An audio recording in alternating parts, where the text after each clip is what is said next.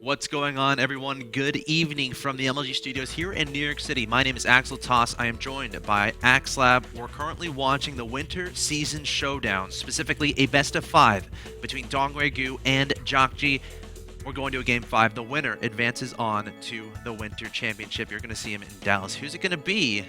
We're going to find out soon, but before we get into that game number 5, quick plug, youtube.com/officialmlgsec2. If you miss anything, if you miss any matches from the Winter Season Showdowns, right there, it's available. youtube.com/officialmlgsec2. Of course, full 1080p HD. And Nick, I'm going to ask you if you could, if people are wondering, okay, I'll be honest, I haven't been watching that many Winter Season Showdowns, but I want to catch up. Which one should I tune into specifically? Which matches? Seed vs Sniper, Game 2 on Daybreak. I think the best game so far in Winter Tournament Series. Check that game out. Thorazan vs Zaka, Game 2 on Daybreak, also amazing. Marine King Prime vs Gumiho, Game 1 was actually really funny. It's very, very fast too. Where are some other? You know what? There's a lot of great ones. Start with those three. Yeah. I think you can sort them by views. We have a playlist, Winter Season Showdowns, and then it says 56 videos there on your screen. I think you can click on them and you can sort by views maybe, but they're all here, man. Look at these games: Stefano Titan, Nurture Baby Night. Saucy Snoot. Nurture Baby Night Game 1 was pretty good as well. Yes, that was a great game. Innovation versus TY, that was a fun series. Parting versus Fantasy. So guys, if you missed anything, it's all there. 1080p HD for you. And if you like it, drop a subscription. We would appreciate that. That being said, Nick, shall we? Are you ready? Shall we? I'm ready. You know what? It's almost a shame that this is going to be the last game, and after this game, one of these players will not be to go to Dallas. I know. Because these guys are just so amazing. I'm so torn. On the one hand, we've got a Zerg player about to beat Taylor, which a lot of people say is impossible right now in hardest form. DRG, such an amazing Zerg over here at the bottom of the map we have. And on the other hand, the red Terran at the top, JJakji, this is a guy, he's an amazing player. He's got an insane fan base, and they all want to see him come to Dallas because we haven't seen much of JJakji outside of Kree yet. And it would just be a real pleasure to have him get the opportunity to compete at some of these large-scale international events. I'm going to let you finish, but... Oh. We got a 8 pool? 9 pool? Very early spawning pool here. Yeah, I think it was 8. I don't know. I actually didn't see the exact time of that. Is JJakji... You know what? That's a good map for it, I think. And he knows JJakji loves Command Center first. But JJakji knows this ramp is fat. It's a fat ramp. Don't be rude. It has big bones. It's the big boned ramp. Maps with big boned ramps. Command Center first is maybe not quite as frequent a build because, of course, it's a little bit hard to wall off that ramp. JJakji going barracks first, and I feel JJakji should come out ahead against this one. Now, they are forced cross spawns. Yes? No. Yes, they are. Not in the ladder version. Which is, so a lot of the players, they play mostly ladder, not quite used to the MLG version. Of course, on non-cross spawns, the walking distance is like steps to war level. So it's just a little bit too much, like 2 racks is I can stop. Like, you can just go 2 racks in your base, you're basically in your natural already. So of course, this is cross only. Now, DRG knows exactly where his opponent is. Of course, drone scout one way, over the other. Setting the Zerglings out, will JJakji figure this out in time? His SCV is on the way. All right, he's going to have to wall off very fast. He's not going to get the wall off in time because he won't see it, but well, as long as... He's on him. He won't. No, he's not going to. But as long as his Marine sees in time and he reacts quickly, pulls the Marine inside the SCV worker on, he'll be fine. Because one Marine with SCVs will be a lot of... Very tense moment. The Ling's getting in. There's one Marine there to Marine. defend. Dongraegu has to try to take him down. SCV is trying to rescue the guy. Is this Marine more intimidating than the one we saw shove away Hellions from Marine King Prime yesterday? Perhaps, yes. Ling's going straight for this natural expansion, going to try to take down some SCVs. DRG has drones in production behind this. The Marine getting targeted down. The Marine going to get taken out, and now it's SCVs versus Lings. A second Marine coming out, but he's going to get surrounded and killed. Beautiful surround. That is not what JJakji wanted. No. They got a 4-corner surround on Marine. And what turned... I thought JJakji was going to go decisive advantage. and now he's losing a lot more mining time than originally intended. I mean, he will clean this up with his third Marine most likely. He should be able to, yeah. But that was definitely a lot more damage than JJakji would have liked to take. Of course, I think JJakji's still fine though. I mean, if you look at the worker count, he's still ahead by a little bit. Not a lot, but a little bit. Of course, DRG should quickly catch up with that inject that's about to pop in a second or two. And JJakji's got a faster expansion in a Zerg player, which is never in a Zerg player's interest. Of course, it's not as bad as it seems, right? For DRG. A lot of people see when a Zerg goes early pool, right? And then people look at the expansion timing. They're like, oh, Zerg's way behind because normally the hatchery is faster than another player, right? But what they have to realize is that in a normal game, the queen doesn't have those injects out already. So yes, the hatchery is later, but the injects are coming much faster. So it's not as bad as it looks. With that very fast queen, you can try to play catch up a bit by cranking out drones like a maniac. But he also might want to do I'm about to say he might want to do a creep tomb where he lays one down just as I say that. Because, of course, you know, against Hellions, you want to hold the ramp. So you got to get that creep out there to cover that ramp. Of course, we had a sneaky SCV waltz in there and scout the gas, which is a terrible feeling if you're a Zerg player, especially when you have queens on the field, you have lings on the field, you have the ability to prevent that from happening. But JJakji able to get by and see that, and we have a fast layer. Oh, you know what? DRG. I'm 99% sure we're gonna see JJakji do the same build as game 1. Yep, it looks like he's doing it, man. Oh boy. Yep, there goes the first tech lab. There goes the reactor out of Hellions. 2 more barracks on the way. This will be interesting because you know what? This layer is fast enough. It's gonna be if a Zerg goes for like insanely fast mutas against this, they usually pop like mid-battle, and it's one of those weird situations where like the Zerg will be basically dead, but they'll have like 7 mutas that kill everything, and then how much damage can the 7 mutas do in their counterattack? Because I mean, if you're making Marauders and Hellbats, those things don't shoot up. No, they don't. Of course, mutas are up, so we'll see if that happens. Layer is done. No Spire in production. Hasn't used the layer tech just yet, but he has 4 gases, so I think it is going to be Spire, man. In fact, this drone is going to do it. And there it is. There it goes. He's got 100 seconds for that Spire. What an intense situation here. I mean, the tack will probably hit shortly. Actually, you know what? The tack won't hit until Stem's done. That Spire is going to finish before Stem does. Which means that probably the mutas will be spawning as attack hits. It's going to be a really interesting battle. How much damage can JJakji do before mutas spawn? DRG obviously knows the timing of these very well. This is something he's encountered before on the ladder. And he says, you know what? I think you're going to do this build because the ramp's fat is a great map to do it. Oh. Did he scan a Spire? No, it's like a hex away. Oh, so unfortunate. But you know what? He sees the lair and he saw 2 gases being mined. That may be enough. And now he sees only a few speedings and no roaches. And he's going to see the Spire. Yeah, he knows exactly. So he's willing to lose the Hellions to make sure, to confirm his fears. 2 Widow Mines immediately started in 2 Marines. He's going to get some drone kills here. Oh my gosh. He's getting a lot of drone kills. Drones. Oh, the Trinket Hellbats. Oh, that maybe it was a mistake because it takes a little bit too long to get in that mode. Okay. Wow. So JJakji, in essence, dodging a bullet there. Yeah, because, I mean, what would have happened, this mutas probably would have spawned as attack was sitting. They would have cleaned it up before too much damage is done. And then, you know, the map control would have been all DRGs, would have mass expanded. JJakji, though, now. Very tense game. I love here. what he's doing. He's changing his timing. He's still going to send him Marauders out. Why is he doing this when he knows the mutas can kill them? Because keeps the mutas, gives them time, I guess. He's trying to scare. In fact, actually, it's going to pull him back. And he was trying to scare DRG, make him get a couple spines. Because DRG says, you know, even with mutas, those Marauders get in my base, will do a lot of damage. So get a couple spines to buy some time. He's got a scout. Is it coming and then cancel these spine colors? Yes. And he's also got to somehow not lose those mutas to Widow Mines. Yes, which can be a challenge because Widow Mines are invisible.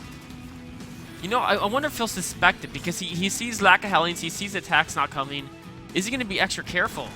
All right, mutas coming in here. They're spreading out a little bit, but heading right toward a Widow Mine. Uh-oh, JJakji. Boom. Ooh, taking out one muta, hurting the rest. And you know, it's going to shut down the aggression. Yeah, you can't keep doing that because mutas are so expensive. You can't afford to just like lose one every time you want to poke in their base. Not to mention the splash damage on the rest. Oh no! He wouldn't. Oh. Oh no! You gotta learn. Oh, it's so close. He's dodging a I don't bullet. understand. What if there's Widowmine right under him right now? He just probably is making educated guesses on where they are, and I think he feels he's behind. He's got to try to do some damage. He can make an overseer if you wanted. Oh yeah, that'd be a good idea. And you know, you can even send an overlord in first to take the Widowmine shot if you know exactly where they are. That'd be kind of mean. It is kind of mean, but he knows his depot's unprotected. You know, it'd be funny. So JJakji is gonna drive the mutas off, and then next, okay, depot's still alive. But if oh, the Widowmines. All right, I'm just gonna grunt for the rest of this cast. It's you know, the mutas do regenerate though in Heart of Storm. They do, which is important to note. So, but like, if 2 shots get off, I mean, it's like yeah, 2 shots get off, you lose a lot. Game over. He's gonna try to take a third JJakji. Oh, Speedy's being cut off, trying to run home. Only a couple make it. JJakji's playing this so well. He is. He's just a master. And look at the upgrade differential because of how fast the mutas were tech. There was no gas to get those upgrades. 1-1 is actually just finishing now for JJakji. Now he's 1-1 against a Zerg player who's just started his upgrades.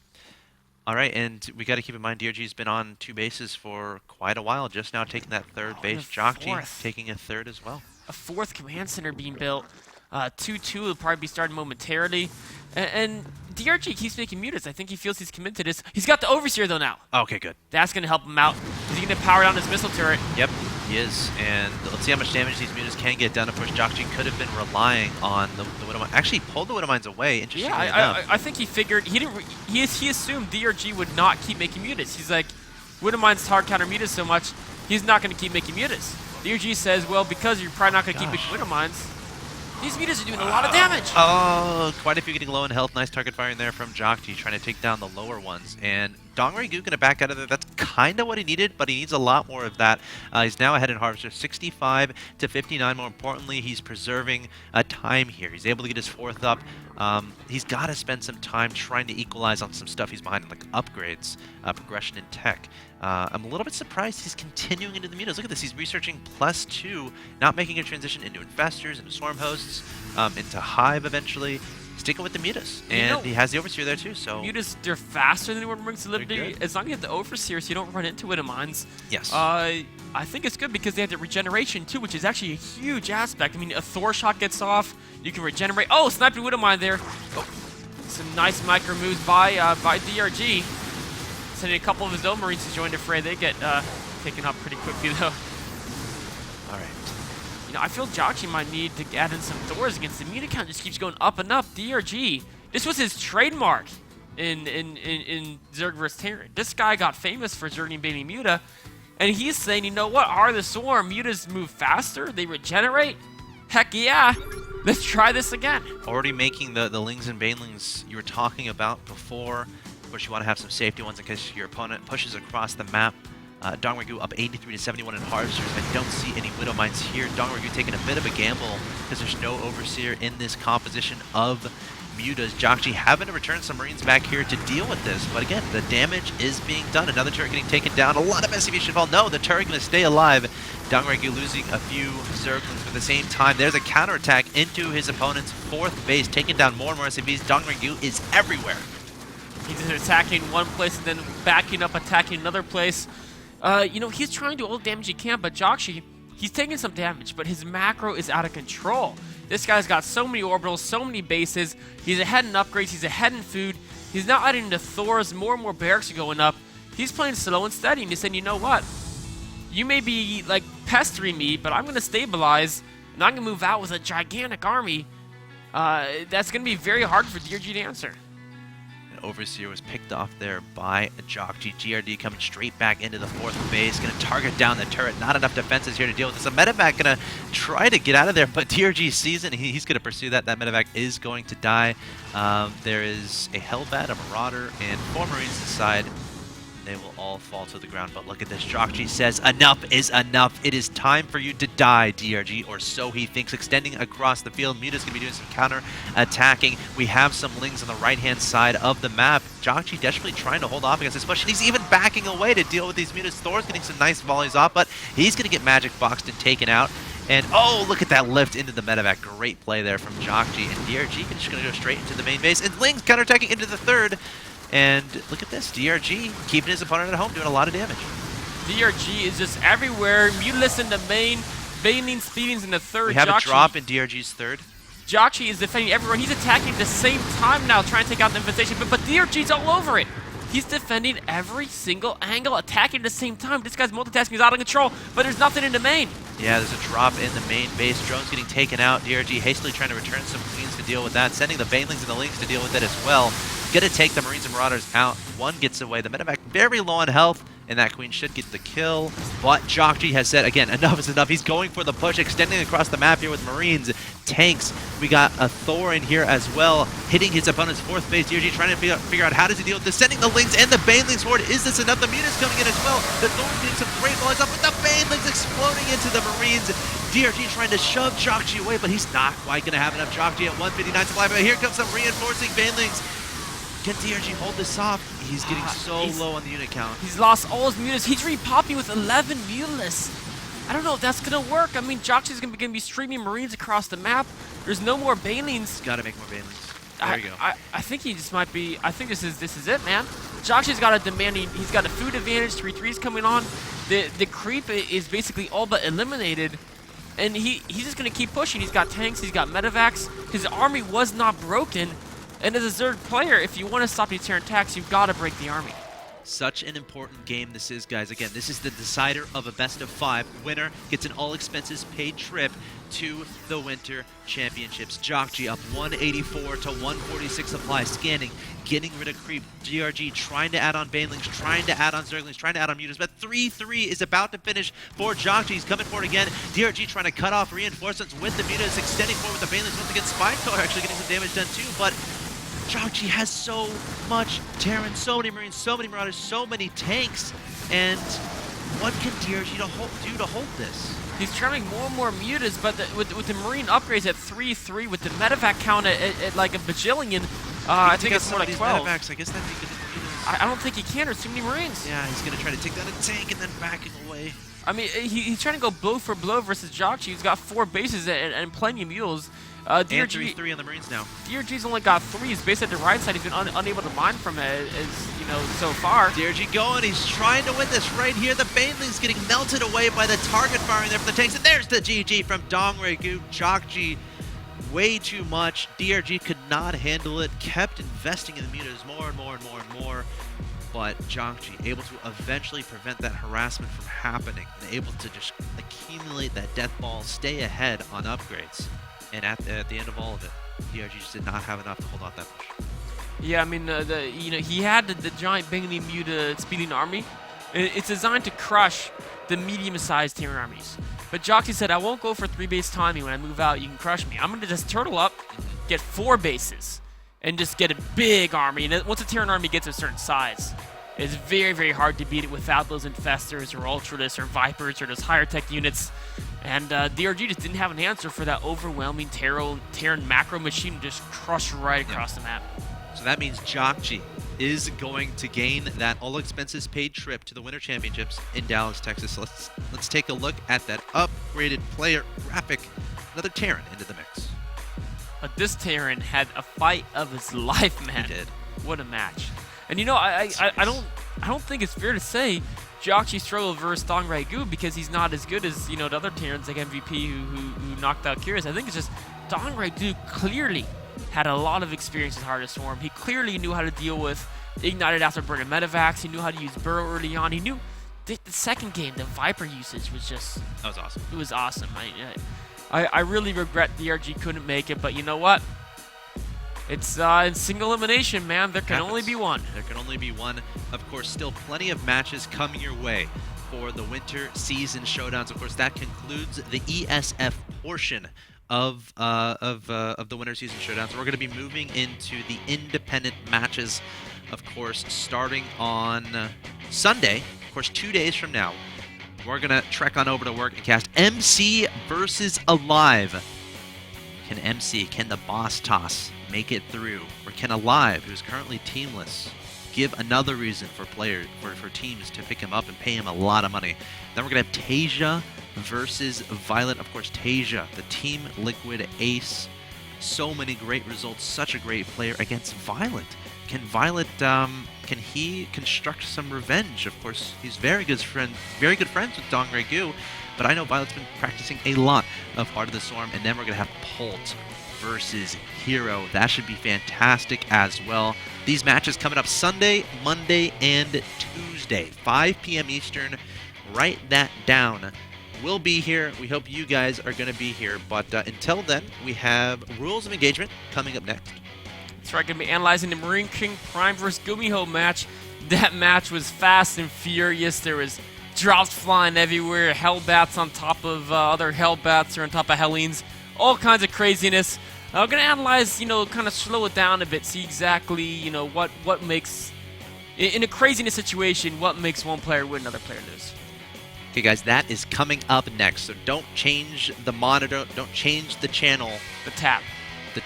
Whatever you do to change, just stay right here. Of course, that concludes this edition of the Winter Season Showdowns. Once again, congratulations to JJakji for taking out Dongraegu. If you missed anything, all the VODs will be available in full 1080p HD at youtube.com/official MLG SE2. And remember, next week, the independent matches begin, starting on Sunday with MC versus Alive. Until then, we'll see you in Rules of Engagement.